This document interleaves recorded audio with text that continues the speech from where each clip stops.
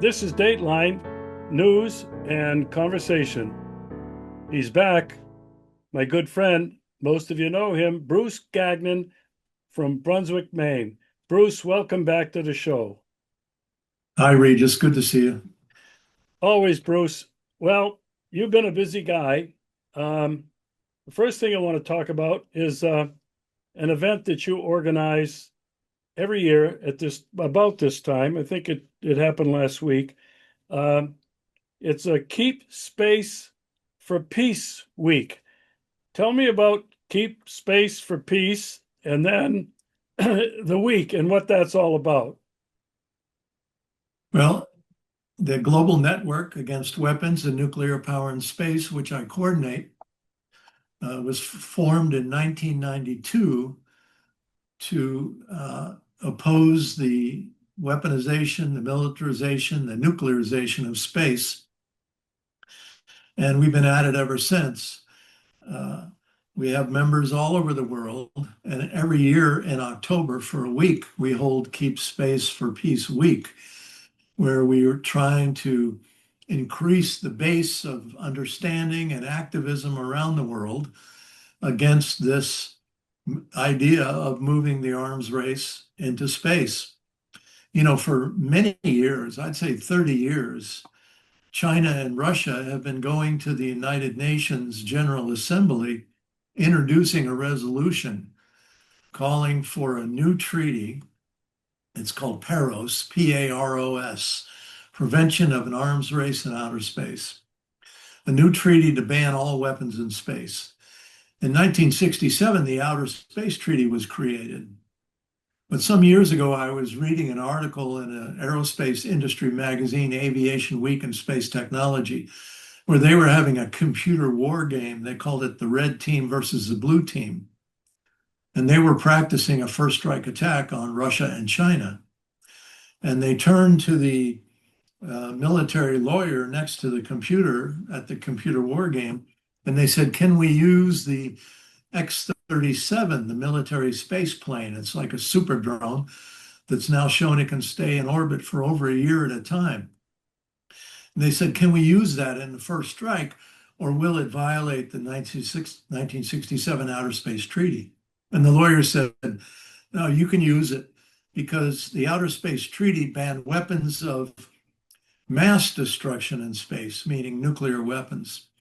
And the X-37 military space plane is a weapon of selective destruction. So it falls outside of the Outer Space Treaty. So Russia and China have been trying to get a new treaty passed that ban all the weapons in space, close the door to the barn before the horse gets out. And so every year they go to the General Assembly at the UN.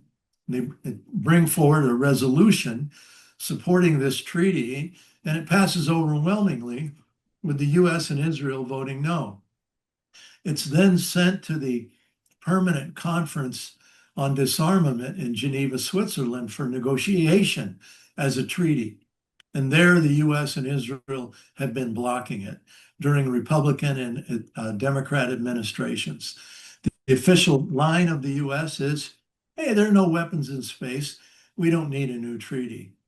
So during Keep Space for Week, we're taking all these issues out around the world as far as we can and asking people to begin to really think about, should we have this arms race in space, that the weapons industry brags will be the largest industrial project in the history of the planet Earth.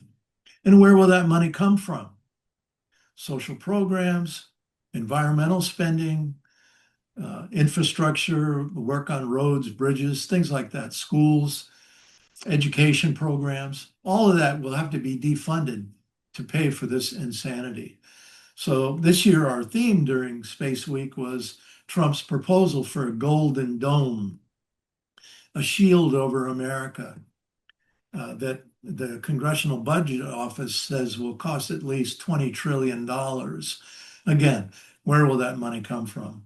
So I just, before we came on this call, this Zoom meet, I sent around an email to our mailing list with pictures and a link to my blog, which has a full report with many pictures about Space Week. I hope you'll put the link to it in the discussion part of this video. Um, I want to talk a little bit more about this, Bruce.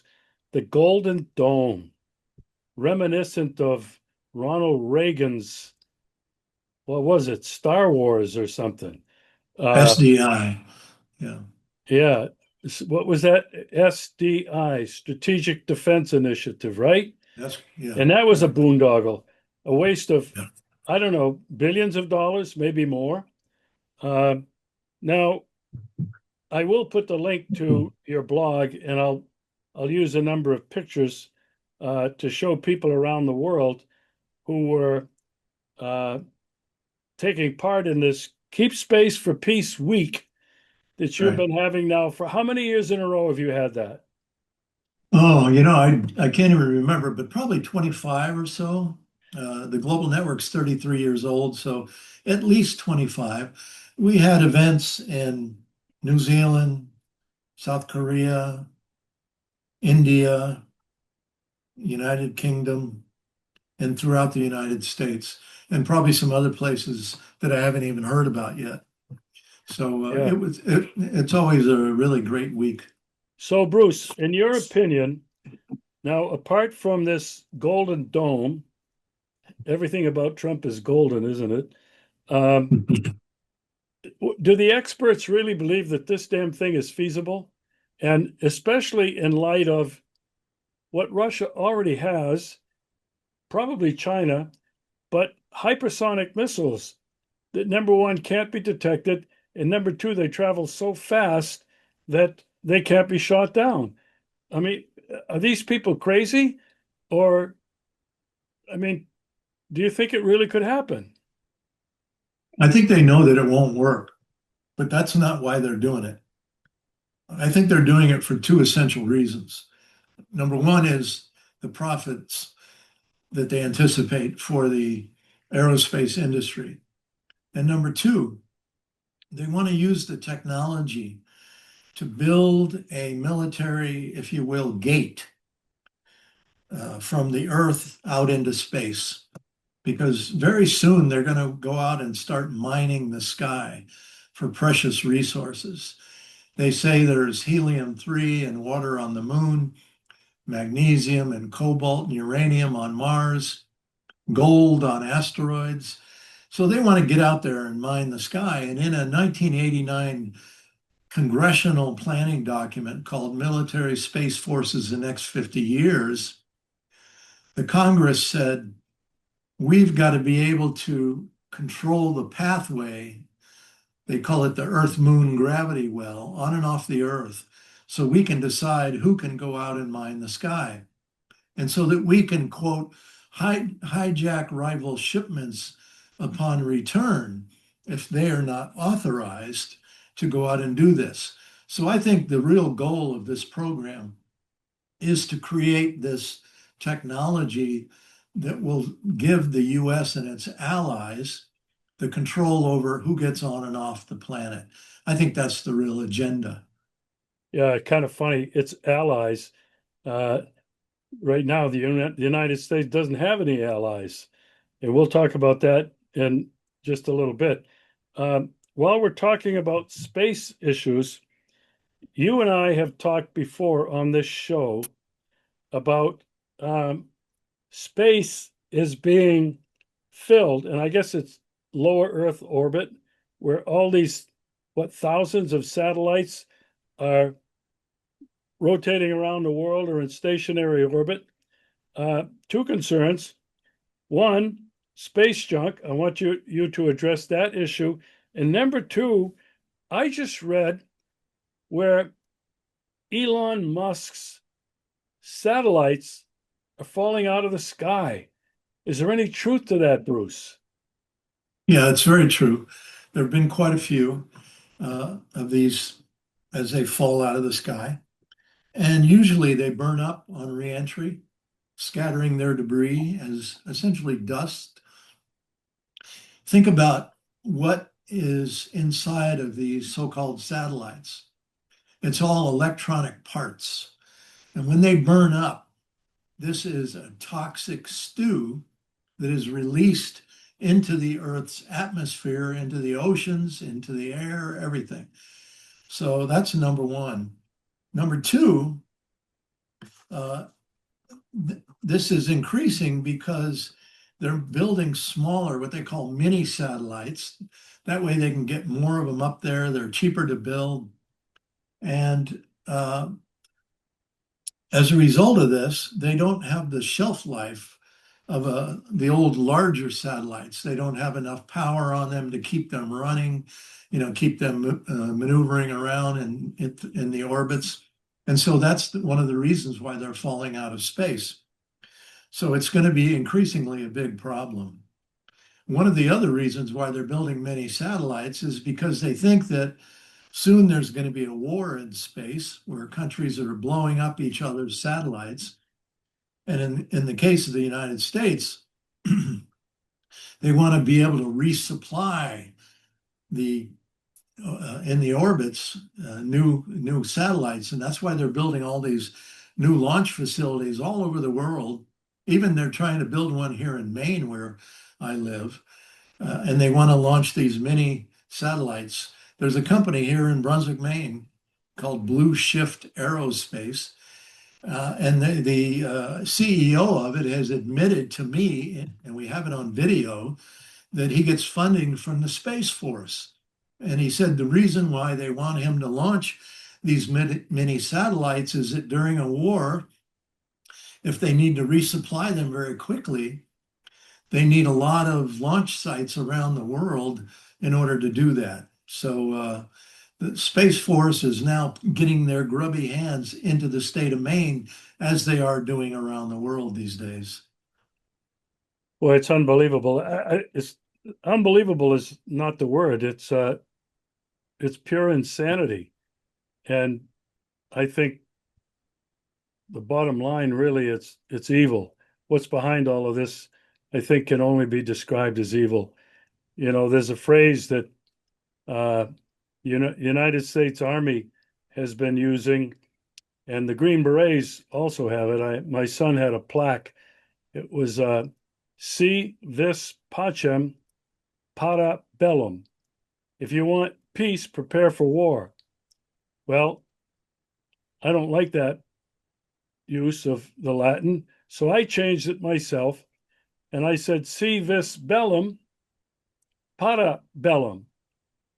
If you want war, prepare for war. And that looks like what the United States has been doing and what the entire European Union of absolutely freaking idiots are planning a war against Russia. And they're all going bankrupt. All of their citizens are being deprived of basic necessities, retirement. It's causing massive problems. If the immigration problem wasn't bad enough all across Europe, the austerity programs that are being employed from, well, almost completely from west all the way east, including, my God, Bruce, Finland and Sweden, two formerly really neutral and peaceful states. They're preparing for war. Anyway, I don't want to talk about war right now. We'll get to that in a minute. Before we came on and started the show, we were having a chat, and you started with how bad things were in the United States. I've been trying to find out. I don't have a lot of contacts back there anymore. You're my go-to guy. First of all, in your opinion, how would you describe what is happening right now in the United States? Well, I would call it neo-feudalism.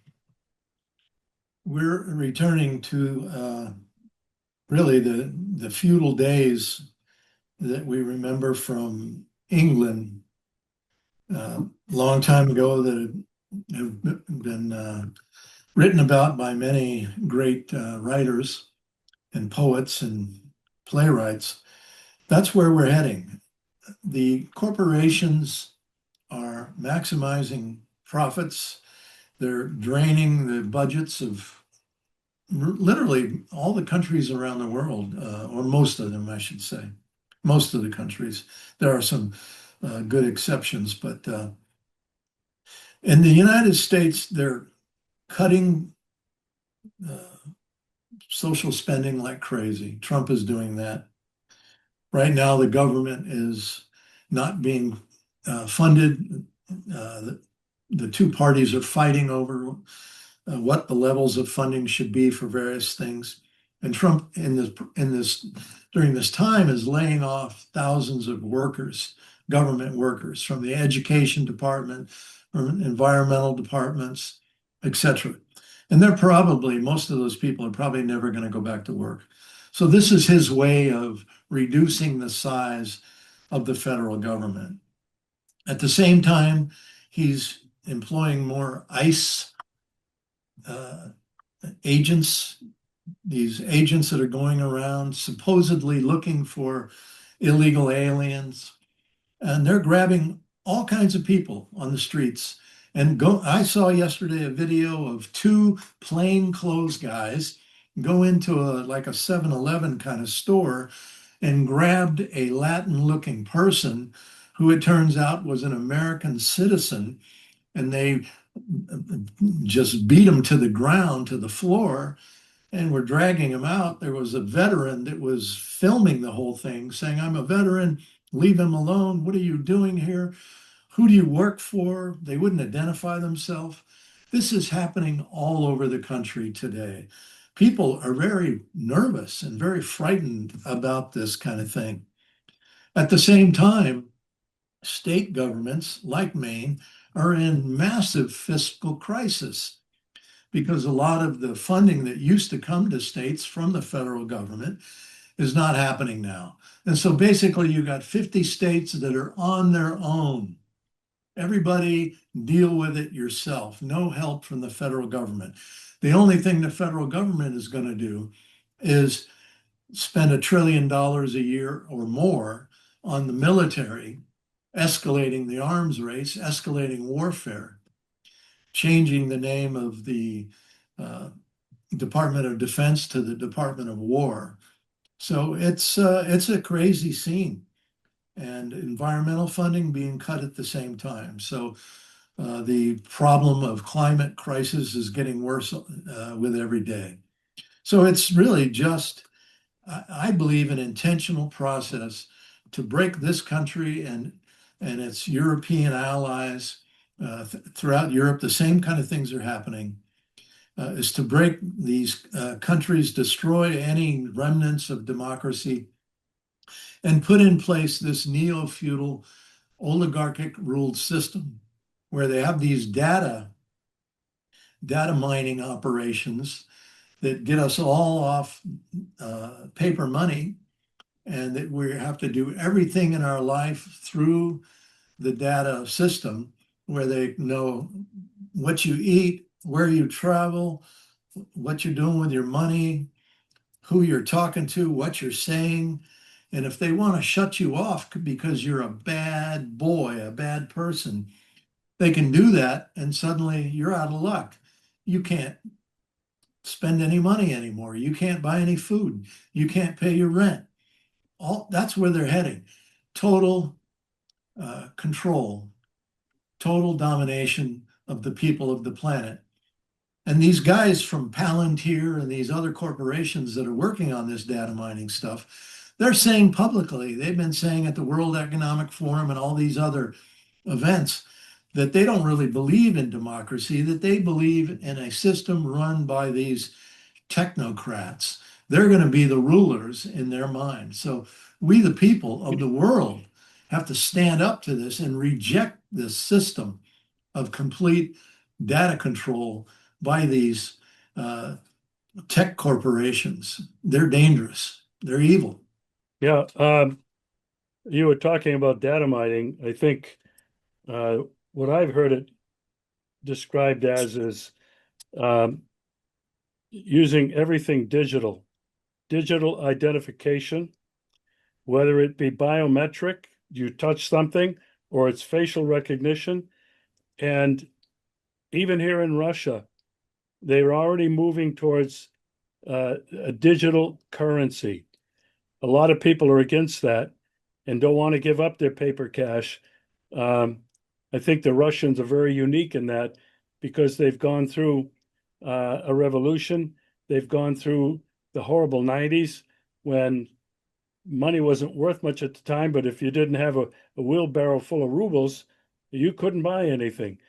And as you were saying, this whole digital thing is a scheme uh, to completely control our lives. And by the way, it's been fully operational in China for several years now.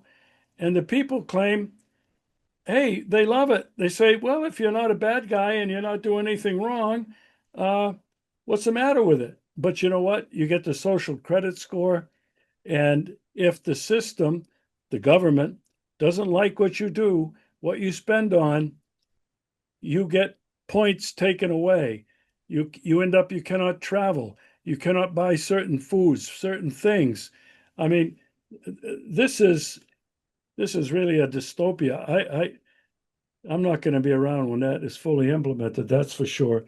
Um, you mentioned neo-feudalism. I like the use of that term, Bruce, because really what it implies is we're all going to be reduced to serfs, and all the money will be concentrated in these corporations or this small group of people that will run the entire world, much like kings and queens and royalty have done in other countries, especially throughout Europe uh, during the Middle Ages and thereafter.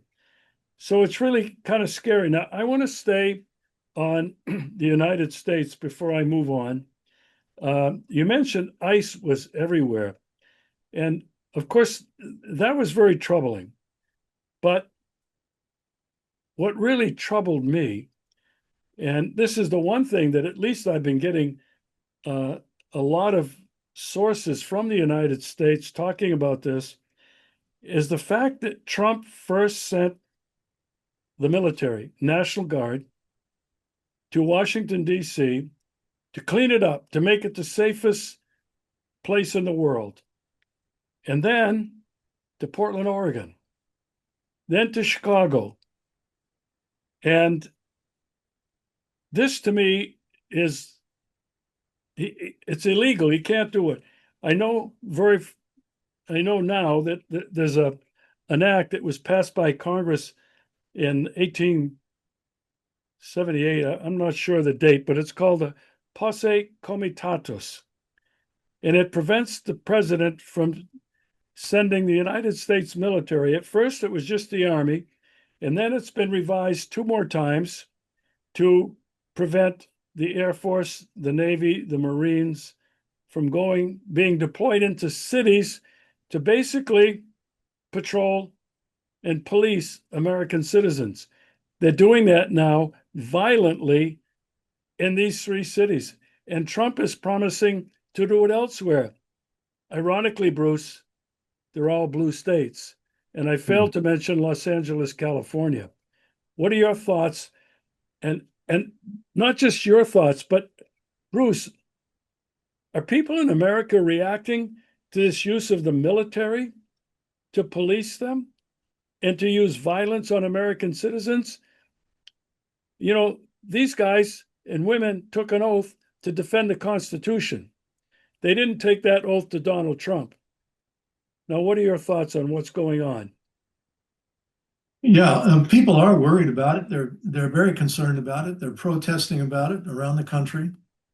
In fact, on October 18th, it's going to be a national day of protest called No Kings, but it's mostly being organized by the Democratic Party, and they're not allowing foreign policy issues to be part of these rallies.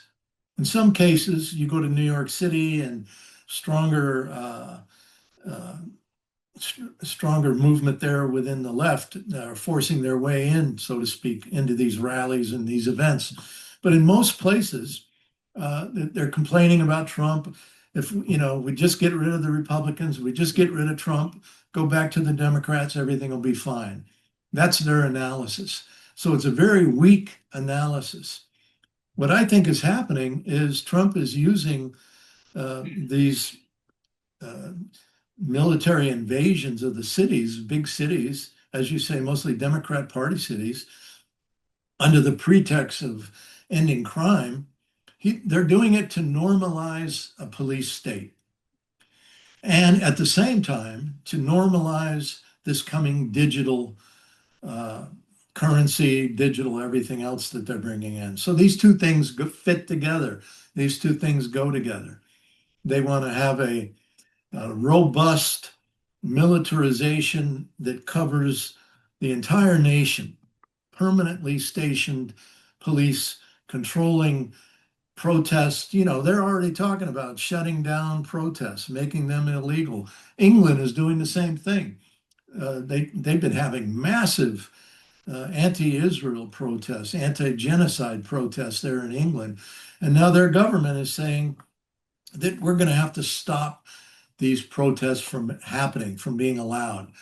So, I always say follow England because usually they're the test case for us. Whatever they're doing ends up happening here in the United States not too soon afterwards. So, anyway, or not too long afterwards, I should say. So really, that's the way I see it. I saw a picture when they were in Washington, D.C. These guys walking around picking up garbage, putting it into trash cans. I mean, they didn't have much to do.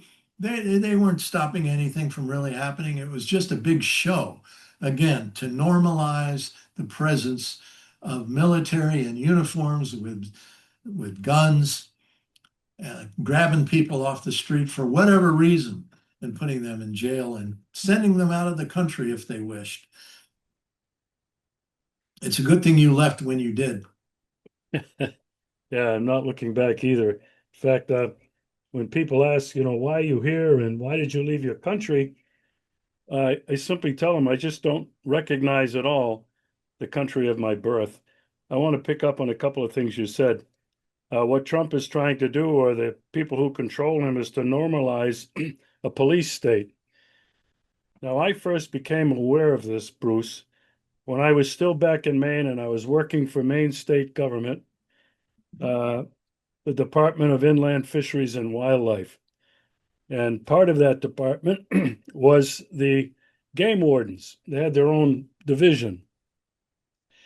And I was invited to attend a very high level meeting of um, the state police, some local police, the game wardens. Um, and the whole topic was um, how are we going to acquire more of this military equipment that was coming from the army at the time? I mean, you look at local police forces around the country now, they're all totally equipped not only with riot gear, but riot vehicles, with water cannons on them. Um, that wasn't all, Bruce. Some of these guys wanted to get these like tanks, not with a cannon on the front of it, but uh, vehicles like you see now in Ukraine that are armored vehicle. I mean, you have a machine gun on the top, but they carry several armed people, military. And I thought, my God, what, this is insane. This was like around 2000, maybe 11, 2010. Paul LePage was the governor at that time. And the other thing that I learned, Bruce, and I know you're familiar with this, were FEMA camps, Federal Emergency Management Administration. Now, FEMA is responsible for following up after hurricanes and natural disasters, Federal Emergency Management. But they were building camps. They were camps, the prisons is really what they were, chain link, barbed wire, razor wire around the top. And at the time, I wasn't the only one asking. So, what the hell are these things for? I mean, emergency, what kind of emergency? And Bruce, when you look back on it now, some 10 years, uh, when all of this really was happening, it seems to me very clear that they, whoever the hell they are, have been preparing for massive insurrection in the United States. I don't know whether you agree or not.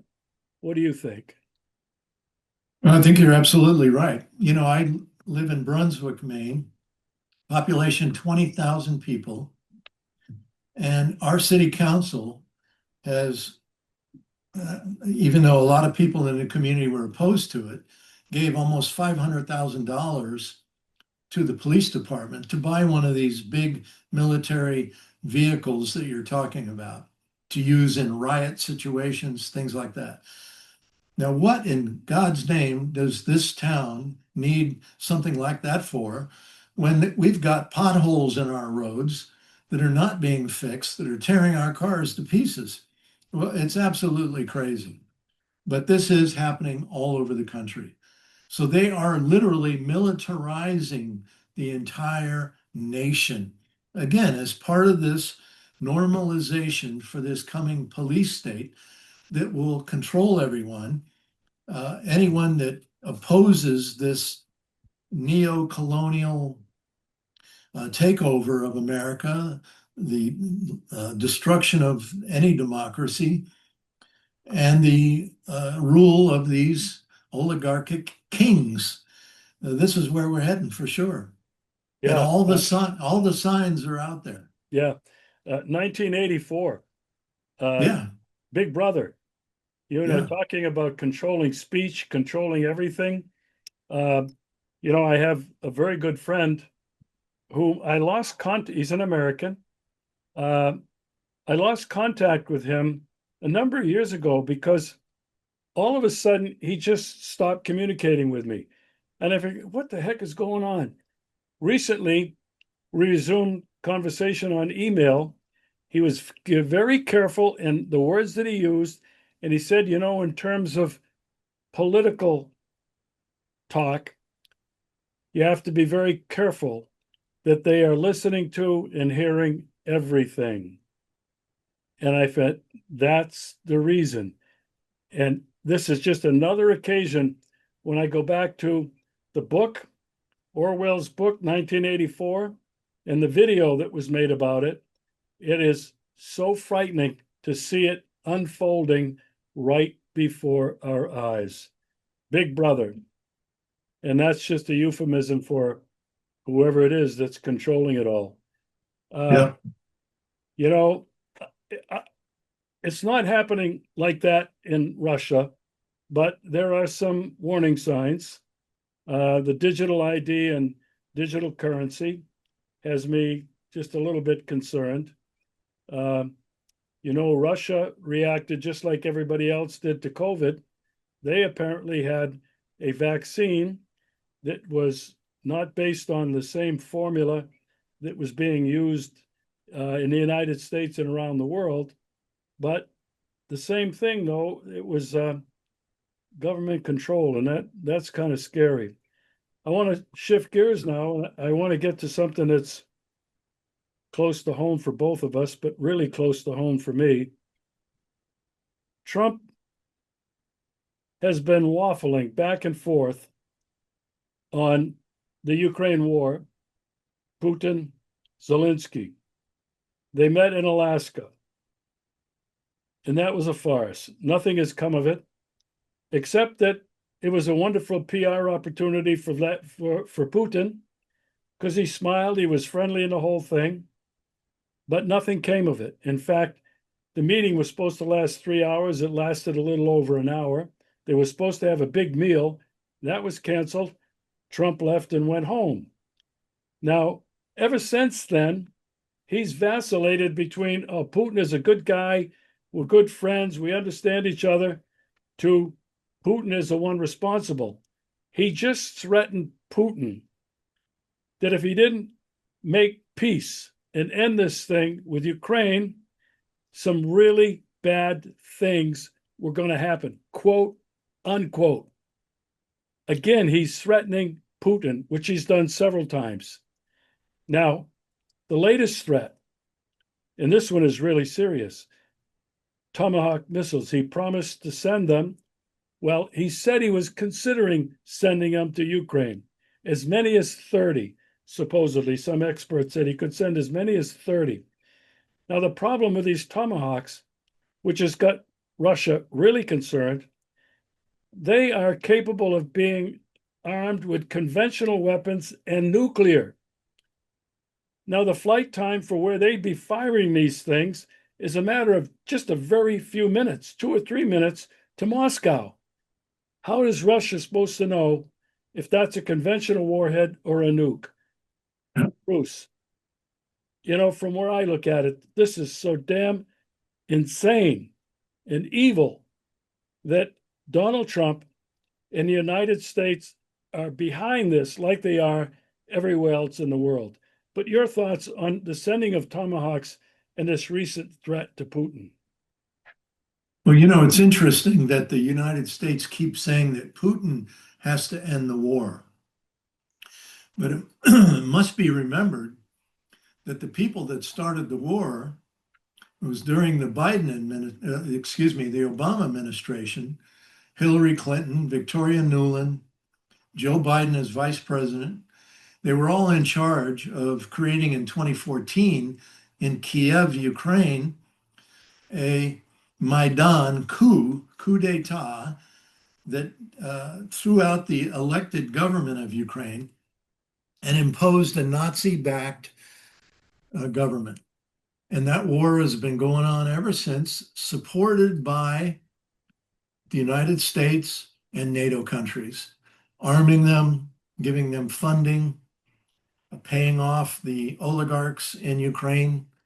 Zelensky and his cabal have made huge, huge billions of dollars of profit. They've skimmed off the top, created overseas corporations, invested money in Miami and Italy and the Mediterranean islands and Caribbean islands and properties, all kinds of things like that. It's been a big scam. So Ukraine was paid off to serve as a tool to wage war against Russia, hoping to break Russia into smaller pieces. And why do they want to do that? Because of climate change and the melting of the Arctic ice. And now you can drill, baby, drill up in the Arctic region. You can transport things they believe in the years ahead because of the ice melting, shortening the time to go from one end of the world to the other by sea transport. And so all this was intended to essentially have the West, US and the European Union, NATO, take control of Russia. It hasn't worked out for them. They're losing. Their own countries now are faltering economically and militarily. And so Trump wants to sort of dump this. It's like Afghanistan was, right? 20 years of failed war in Afghanistan. They couldn't beat the Taliban, but somehow they thought they could beat Russia. And so now Trump wants to dump this on Europe.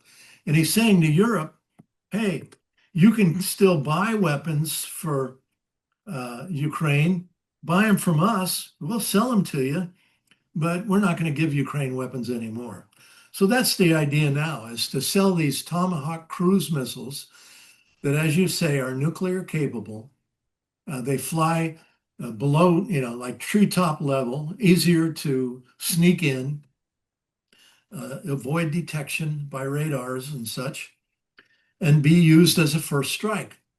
And what a lot of people aren't talking about is that in Poland and Romania, the United States has built launch centers, launch facilities to launch these cruise missiles into Russia. So they're already there. They have their facilities positioned and ready to go. So any of these launches of cruise missiles ultimately into Russia would have to be directed by the United States using space technology to pick the targets and then coordinate the delivery system's path to these targets. So clearly, the US is not getting out of this war. It's just rejiggering the look of it and putting EU sort of in charge along with the United Kingdom. Well, you can't repeat enough the history going back to the 2014 coup, funded, organized, supported by the Obama administration, Hillary Clinton, and then Victoria Nuland. You and I have talked about her and that conversation about planning the coup 2 weeks ahead of time. And, the thing about Trump, in fact, the entire United States position on this is they said, well, we're not at war with Russia. We're just funding Ukraine. So it's a proxy war. Well, that's a bunch of cow pie. It's not a proxy war. This has been a direct war, increasingly more direct since 1945, the end of World War II, when the UK and the United States wanted to nuke the Soviet Union. They've been at it ever since. This is what really grates on me is that I've been saying this is a direct war of the United States. They've been behind it all the time. Now, Let me say something. Let me say something here. And sadly, across the United States, in the so-called peace movement, there are some people in the peace movement who still to this day refuse to say that just what you just said, that the United States is directing, fully funding, and in charge, started this whole war. A lot of people are afraid to say that because if they do say that, they're afraid of being called Putinistas, Putin supporters. I'm not afraid of that. And I've been telling the truth about this since it happened in 2014. yeah, well, I know that, and I take my hat off to you. You've been consistent and resolute in raising that issue. I wanted to bring something up about Trump. He is so disingenuous. In fact, that's not a strong enough word. He is he's a psychopathic liar. Everything comes out of his mouth is he's a mumbo jumbo or a lie. And what he did, and I had to research this. Somebody brought it up to me. In his first term, when he was number 45, he actually wanted to send a couple hundred shoulder mounted fired Javelin missiles, anti tank missiles, to Ukraine to actually help them defeat Russian backed separatists. Now, he is lying through his teeth when he said, I didn't have anything to do with this war. It was all Biden's fault. Well, I suppose technically, if you go back to 2014, yeah, it was Joe Biden's war. It was Obama's war. But Trump had his filthy, dirty hands in it in his first administration. And people never, hardly ever mention that. Now, Bruce, I don't want to finish quite yet on Ukraine. I would like to know from where you're sitting what reports you get about the status of this war. Special military operation is the language that Russia continues to use. What is the reaction and what is the belief in the United States on the status? Now, I know, Bruce, there are people like Colonel Douglas McGregor, Scott Ritter, and others who claim that it is all but over. So I'm wondering what others are thinking, what the larger population is thinking, or do they even care? I think most people have tuned it out. Oh, And I think that the corporate media, the Washington Post, the New York Times, etc., they still, even though Trump's president, they still support the official policy of the US, which is to bleed Russia, bleed Russia. That's their goal. And do it any way you can, whether through sanctions, whether through weapons to Ukraine, et cetera, et cetera. These recent claims that Russia's flying drones over Europe, that Russia's planes are entering European space. I just saw yesterday a video where the new head of NATO, he's such an idiot. I can't even think of his name now. I don't even want to know his name. But anyway, the former prime minister of the Netherlands, he's just going on about Russia has the worst planes in the world. Our new planes will take them out in a war. We've got to be prepared. I mean, he was talking it up. These guys talking up the war because they're trying to get the European people to increase their military spending. And the polls are showing that people in Europe don't want to do that. So they keep trying to frighten them. Russia's coming, Russia's coming, Russia's coming. And but it's all BS. It's insane. But again, the American media keep putting all that out there. At the very least, they're keeping a lot of people neutralized, including, again, a lot of peace activists in the United States who don't want to be accused of being a Putin supporter, because then you lose members, you lose funding from members, you lose foundation funding if they get that, you lose access to what little media they might get now and then. So they're keeping quiet about it. They don't want to tell the truth about this thing. It's very sad.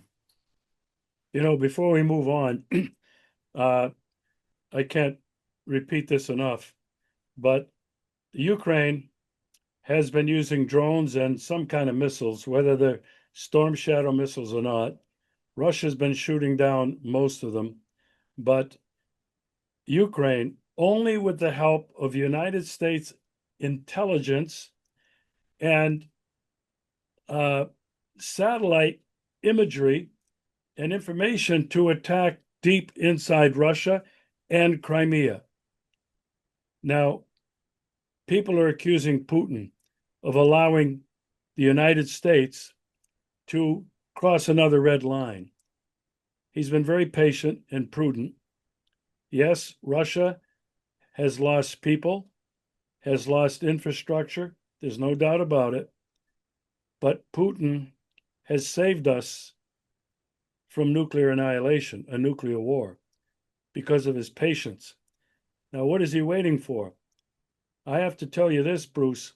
In the last couple of weeks, Russia has intensified with thousands and thousands of drones, of which they apparently have an almost unlimited supply, and all kinds of missiles, Kinzhal missiles, Oreshnik missiles. And just the other day, Saturday and Sunday, they hit from Odessa all the way to Lvov, all across the middle part of Ukraine, and they caused blackouts everywhere. They knocked out power generating stations.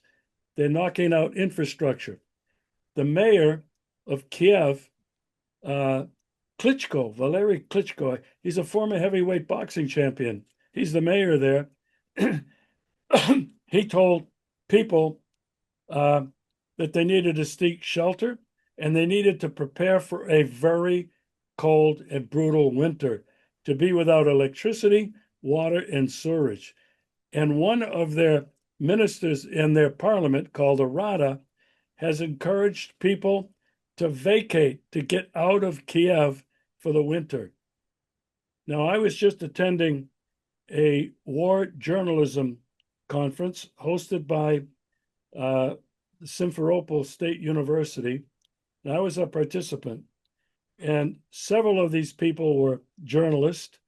Others were experts in intelligence, military intelligence, and others were academics and experts, think tank people, different kinds.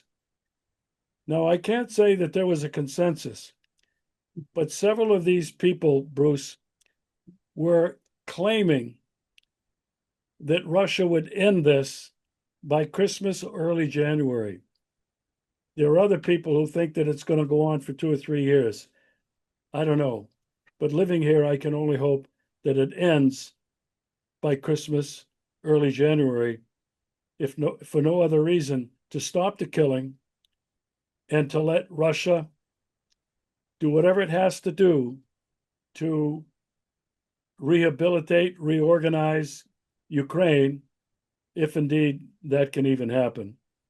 All right, with the time we have left, I get on to something that you've been a big part of.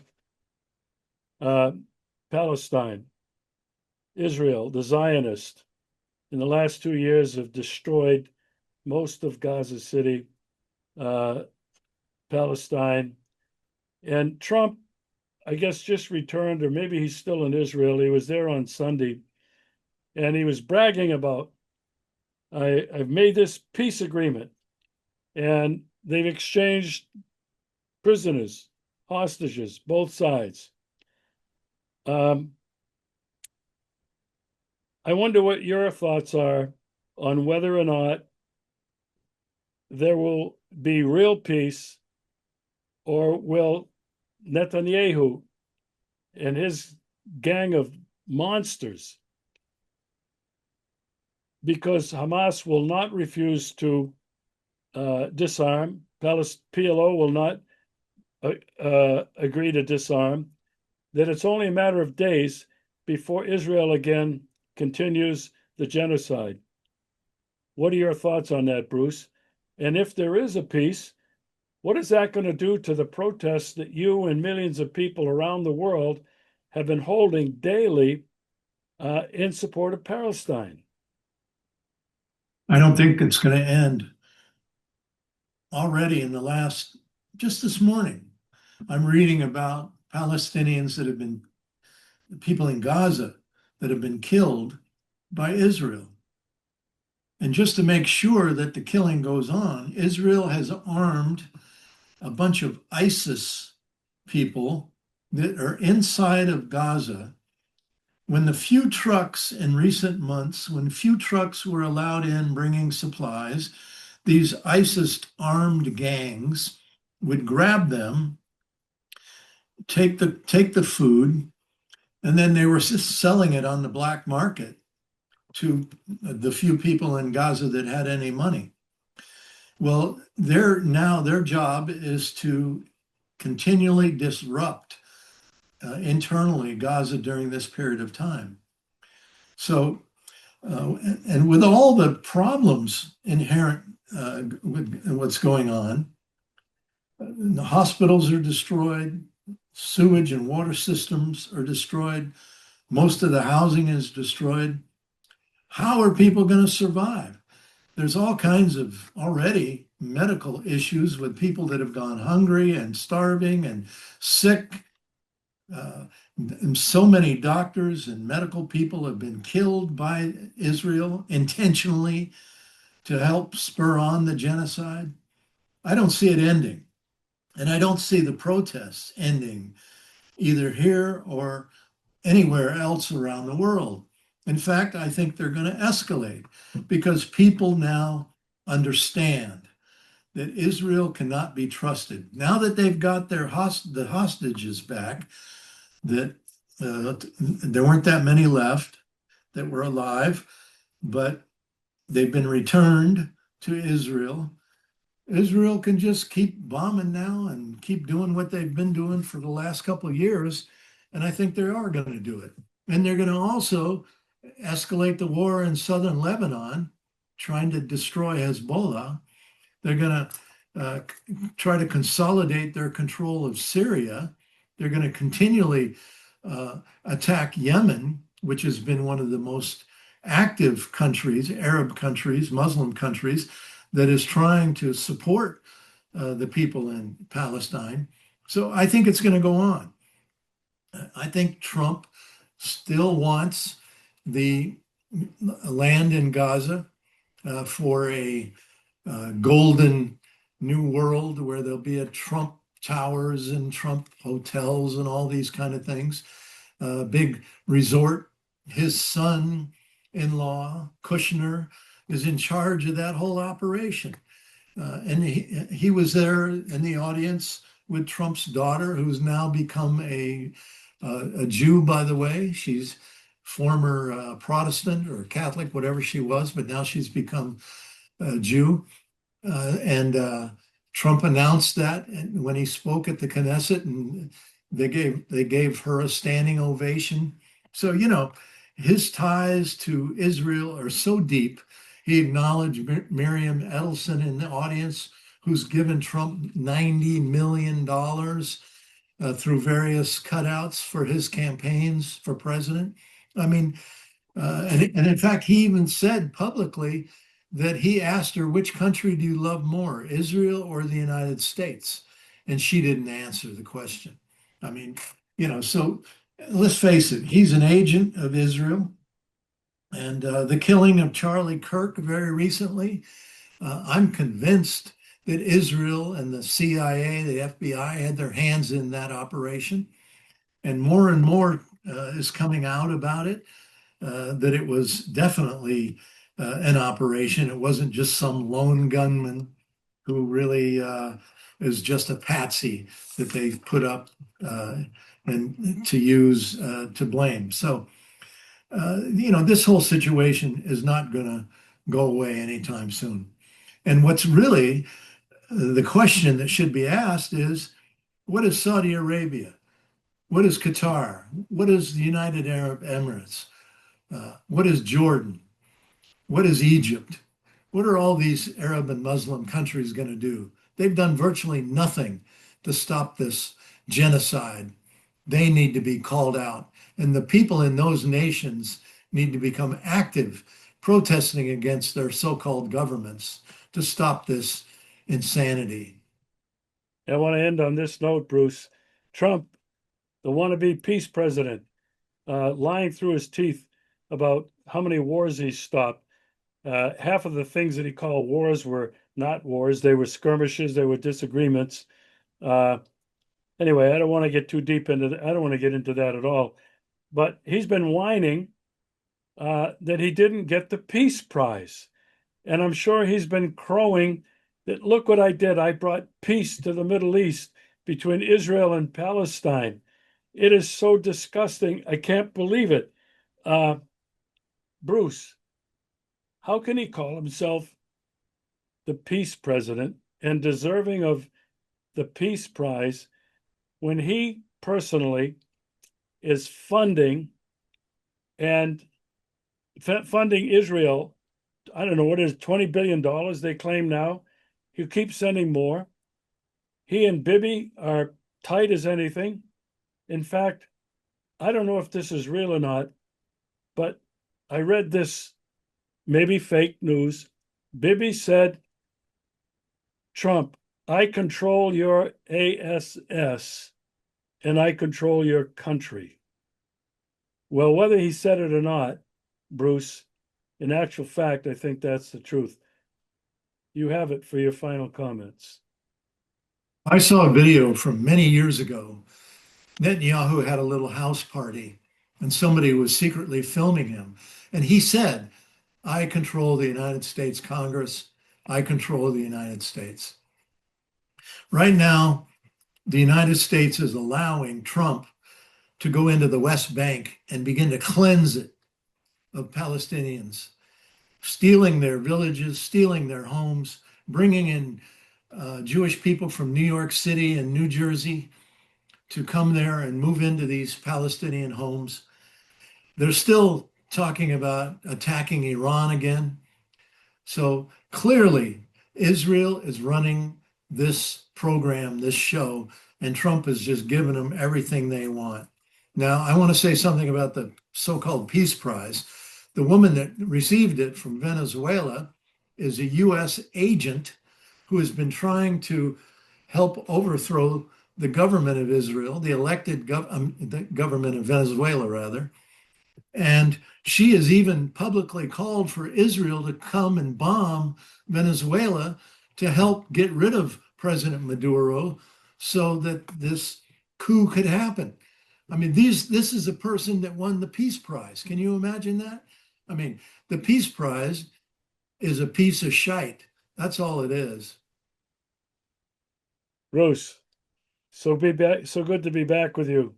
We'll have to do it again soon because stuff is happening so fast, and I'm really concerned about the death spiral, the rapid collapse of the United States in terms of its economy, its politics, its culture, and the deep divides that exist between the millions of Americans.